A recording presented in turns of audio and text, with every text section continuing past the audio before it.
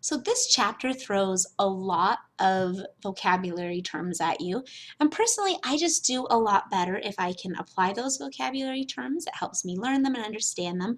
So I want to do that for you guys, specifically with a lot of the terms they use about research. So they walk you through a multiple stage process, and what I'm going to do is walk you through that same process, but with an actual research study recently. So first up, you need to get a topic, and that can be whatever you want. We're going to walk through an article called Tiger Girls on the Soccer Field by a professor named Hillary Levy Friedman. And so the topic she's interested in is extracurricular activities for girls, and not just like, well, what are people participating in, but how they contribute to different ideas about what it means to be feminine. Maybe if you have a topic, you have interest in different areas. Maybe you're interested more in something to do with the family or race and ethnicity or religion. But no matter what, this is where you start. Stage 2, what you need to do is look through a whole bunch of related research. You're going to look through all the sociology journals and the books. Just find out what other people are saying about your topic. So first off, it helps you find out if someone has already studied your topic, and you can already find your answers, but it also helps you figure out, what things should you be looking for.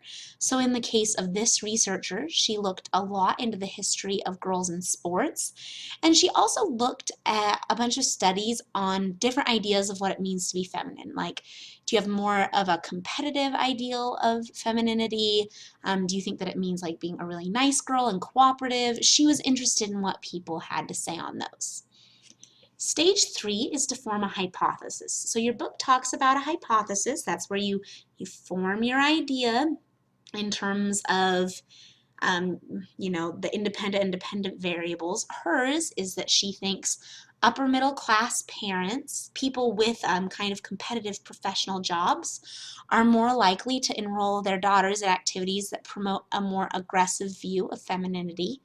We'll talk about why a little more later. So when we're dealing with that, you need your dependent and your independent variable. If you've taken statistics, this shows up a lot, but your dependent variable is the one that's getting changed a lot.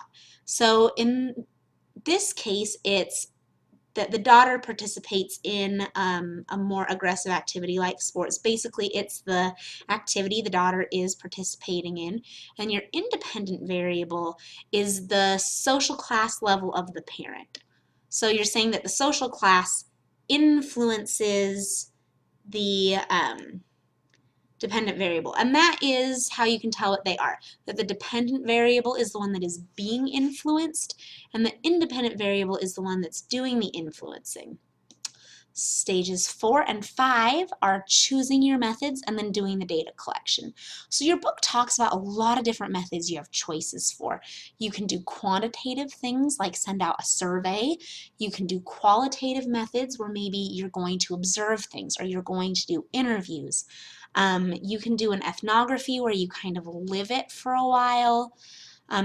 You can do an evaluation of an existing program.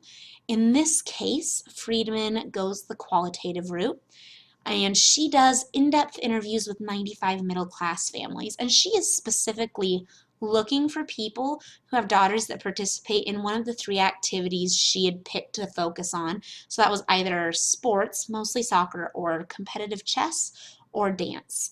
And while she's doing the interviews, she also collects information on their background, like their race, their education level, their career, their income level.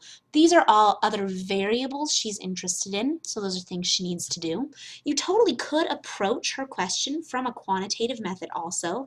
You could do a survey about it, but she really, in addition to just wanting to know like what activities is your daughter participating in, she really wanted to understand about the parents, what ideas about being feminine they wanted their daughters to have.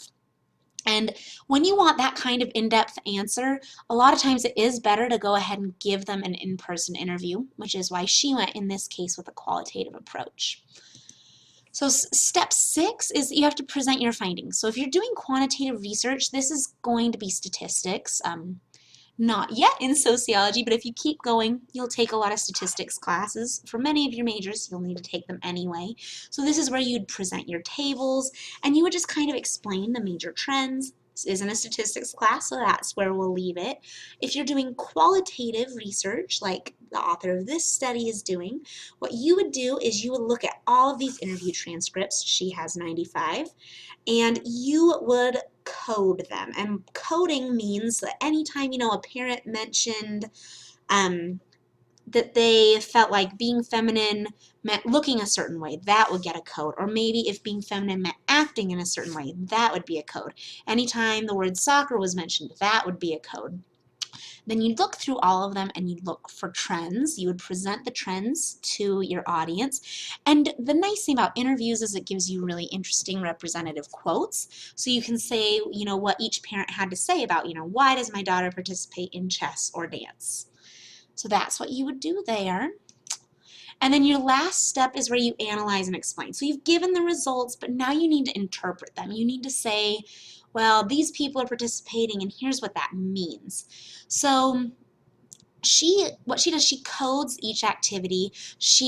Based on what the parents are saying about each activity, she calls dance graceful femininity, that she finds a lot of the parents that she's talked to when they are talking about their daughters in dance are talking about how they want their daughters to promote grace or a positive health and body image, or that they'd comment a lot on what their daughter looks like. The parent she talked to about soccer had a more aggressive ideal of femininity, and chess she saw sort of between the two. She called it pink warrior, just for the purposes of her book.